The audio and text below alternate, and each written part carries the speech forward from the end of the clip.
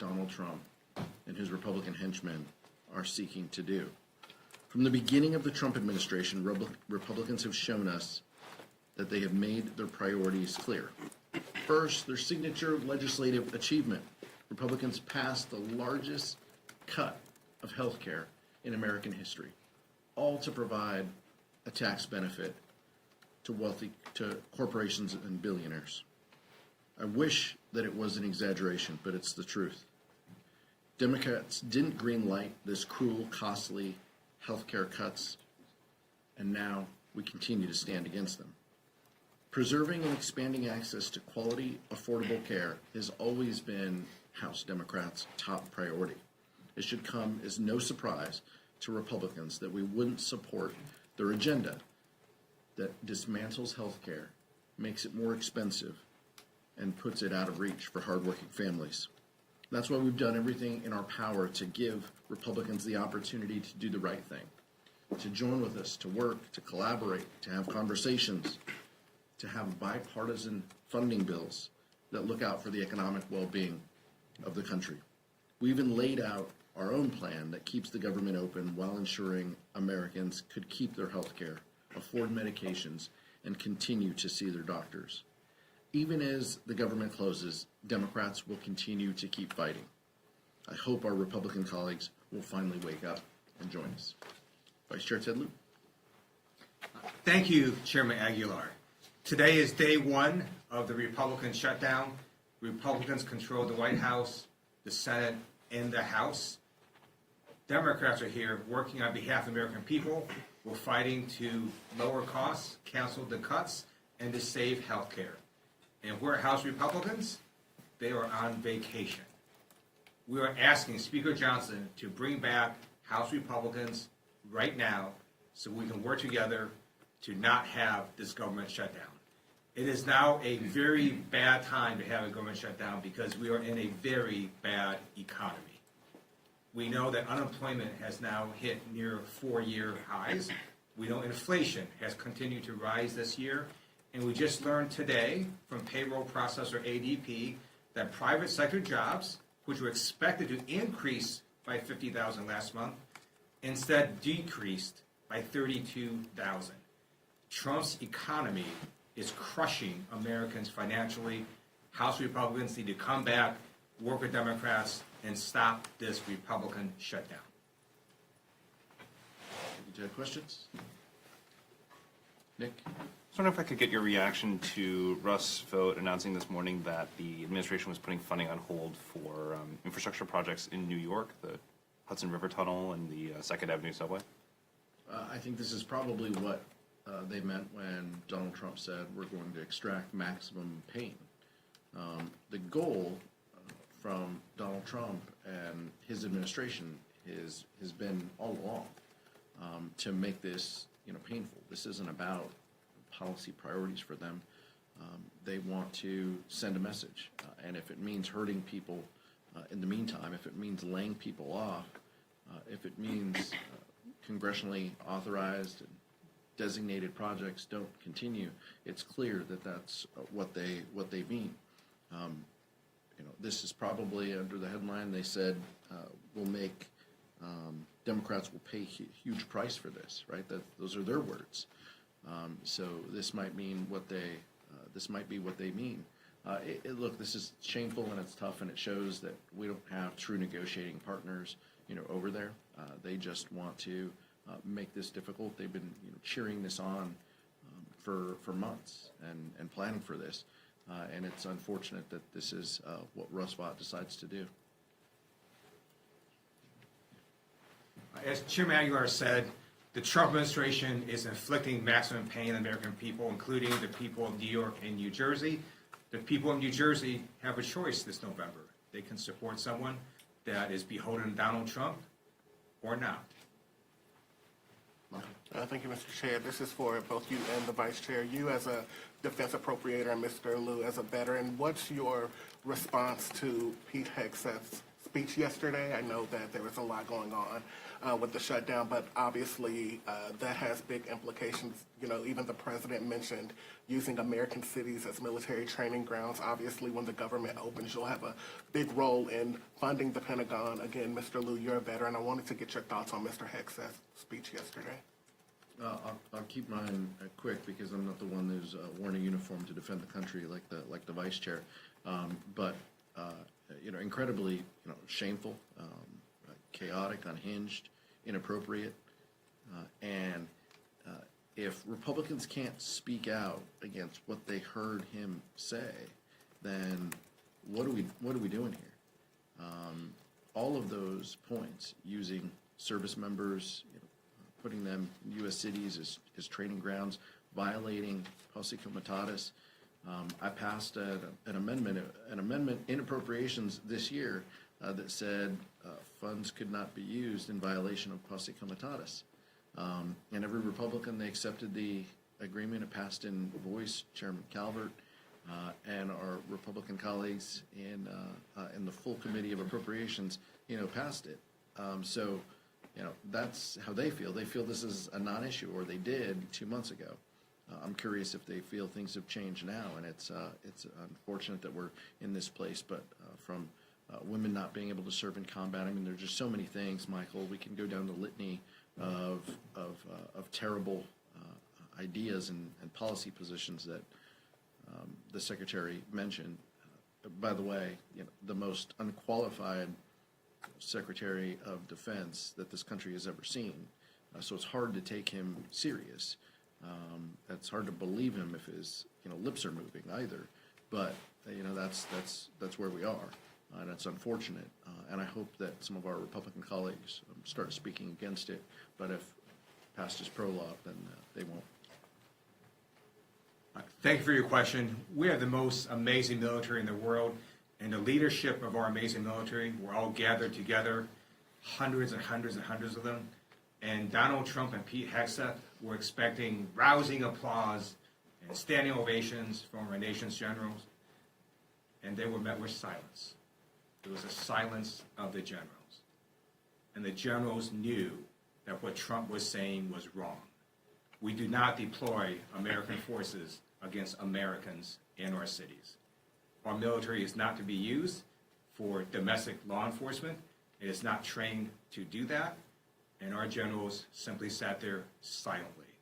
It's also illegal for Donald Trump to order U.S. troops against Americans in American cities. A federal judge has said so. We expect the appellate courts and even the Supreme Court to uphold that ruling.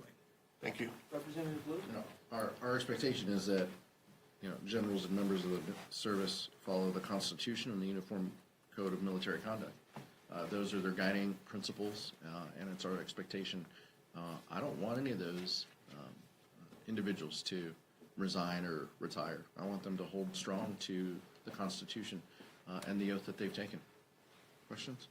Representative? Representative, sir? I had one No, quick question. I'm for- sorry. Eleanor, did you? Oh, I didn't have my hand up. Thank you. I'm sorry. Go ahead. As I know you're asking for negotiations, that's what you want out of the Republicans, and you made pretty clear what's going to be needed with these Affordable Care Act subsidies as well as the rescissions provisions too. But are you willing to give anything up in order to get that out of this? This is on. Let me back up for those in the cheap seats and for those at home.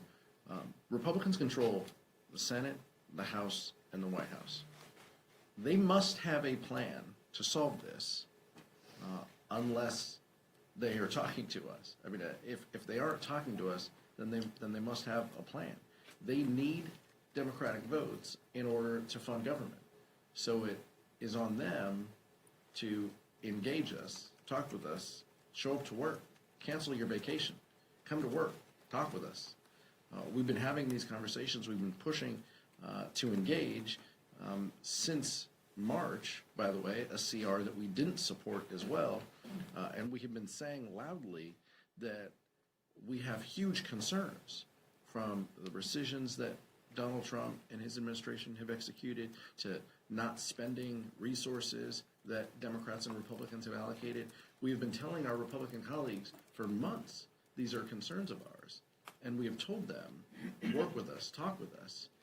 And all we got were partisan bills because Speaker Johnson is just interested in being the chair of the Republican conference. He isn't interested, apparently, in being the Speaker of the House and passing things with 218 votes that can become law.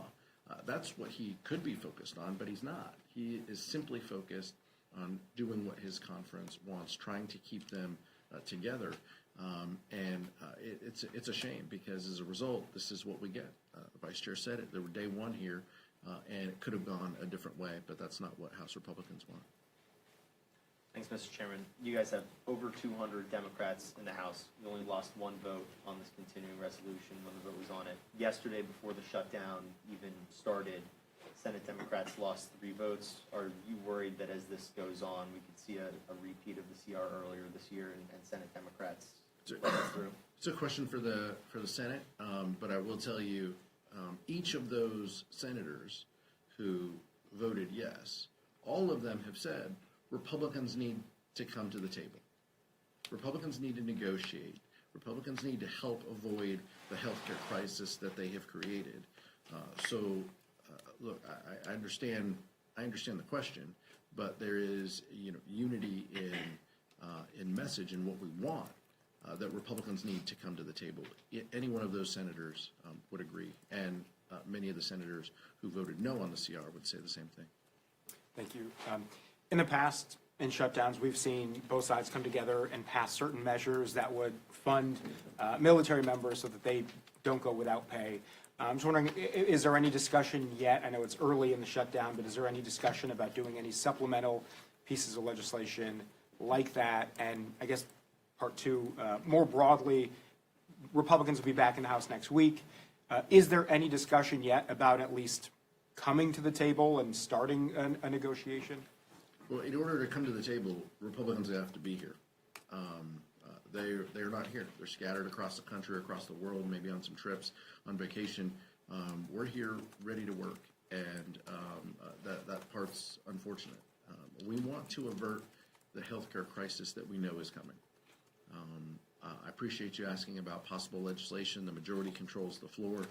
If Republicans want to put pieces of legislation on the floor, they can next week. We are saying, let's avoid this shutdown. Let's end this, and let's have conversations about what's necessary to fix this healthcare crisis that you've created. But we're not going to take pinky promises like Speaker Johnson hands out to his conference, giving them select committees and other things. Like his word doesn't mean much to House Democrats at this point. After backing away from a truly bipartisan CR in December, that's the floor, by the way, of what we need. Democrats and Republicans coming together, agreeing to a continuing resolution. For those of you new to this room, Republicans backed away from that deal, from that bipartisan agreement, when Elon Musk told them to. And then they had a smaller CR in March that we opposed. So that's the stakes of where we are. I don't control the floor. The Vice Chair and I don't control what comes to the floor. We'll handle that when Republicans notice it. But House Democrats stand ready and willing to engage and negotiate to end this shutdown if Republicans are serious about addressing the healthcare crisis that they've created. I just wanted to get your reaction to some fellow Democrats as well as Republicans have said, like the thousands of government workers who are going to go without a paycheck, that some members of Congress should also go without a paycheck. Just wanted to see if you agree with that or what you think about that proposal. Members will make their own decisions on that. We're very mindful of how the shutdown affects government employees, people who work for the federal government, who have been furloughed, people who work here in the United States Capitol, people who work as vendors here in the Capitol as well. We know that this is a disruption to them and their families. There's no pride, there's no glee in that. The Constitution indicates that members of Congress get paid, and so that is the current law. Some members will take other positions to have their pay set aside for a moment of time. Every member will make their own decisions.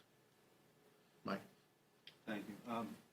Republican leaders are saying that they're not going to negotiate until the government is open. They're saying you're not going to open the government until they negotiate. So you guys have a real problem up here at the Capitol. With that in mind, do you see anyone in the White House, the president or anyone else, as a better negotiating partner at this point in terms of opening up the government? Even though you just said, what did you just say? We don't have true negotiating partners over there. But is there anyone in the White House who you could talk to? Yeah, I don't think there's. I think it's incredibly difficult, but I think I don't think we trust any deal without Donald Trump in the room and as part of it. House Republicans have proven, even if they agree to something, they have to go back to him to bless it. And so I don't think at this point there's a solution without the president being in the room. And I think Leader Jeffries and Leader Schumer said the same thing in the White House, or something similar to the president in the White House. And I don't think that congressional leaders can push back on that at all. It's proven time and time again to be the case. I hope we were in a different situation where we could engage in that. House Republicans have burnt through their goodwill by walking away from bipartisan deals in the past. Today was the first day that NPR and PBS were stopped receiving federal funds. What are your concerns with this lack of funding? Our concerns are,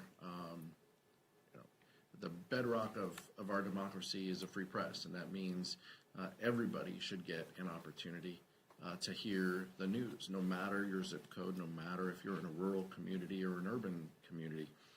And many communities get their news through one or two, channels or radio stations.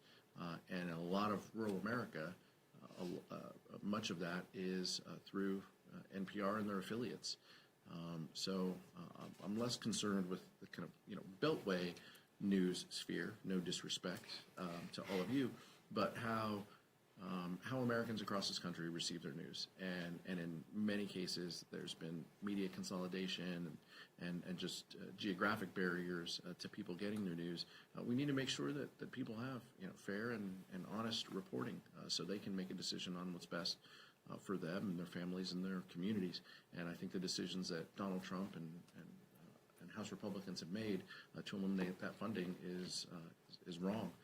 I think a couple of Republicans have spoken out against it. Some have tried to strike a deal and have floated options, but to date we don't have that. And so many of these stations, I'm afraid, are going to lose funding and jeopardize the services that they provide to rural America. And that's unfortunate. Thank you. Last one. What are your reactions to the tariffs on pharmaceutical drugs that take effect today? The tariffs in general that Donald Trump is put forth are terrible for our economy.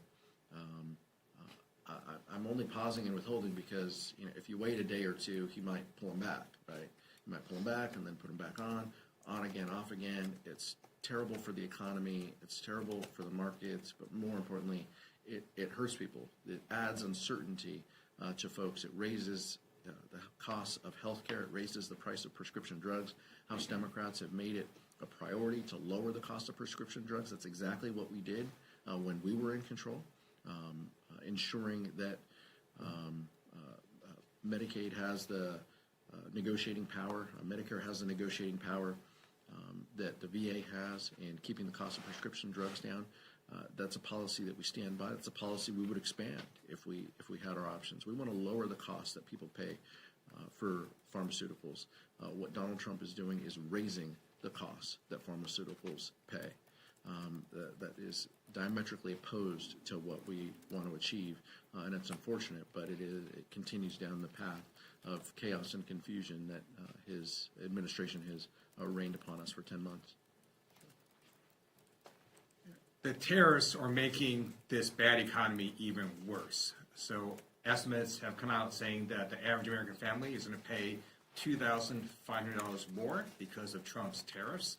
And in terms of pharmaceuticals and healthcare, the reason that we are here today, Democrats, is we are fighting in D.C. to cancel the cuts, lower the costs, and save healthcare.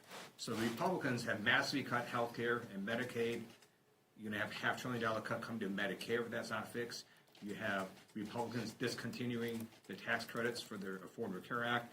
And in America, if you don't have healthcare coverage and you get really sick, you still get treated at the hospital because we don't let people die. And then those costs get passed along to everybody who does have employer-based healthcare coverage. So those premiums also increase. So we're fighting the lower costs, not only in pharmaceutical drugs, but everywhere in healthcare. And we ask Republicans to stop your vacations and come to DC and work with us. Thank you. Thank you.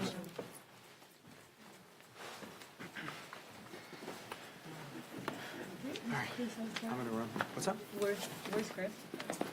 He's on the Senate side in the basement. I'm gonna go run over there now. Yeah, where's? Durden's phone. Laurel's sick. I don't have the end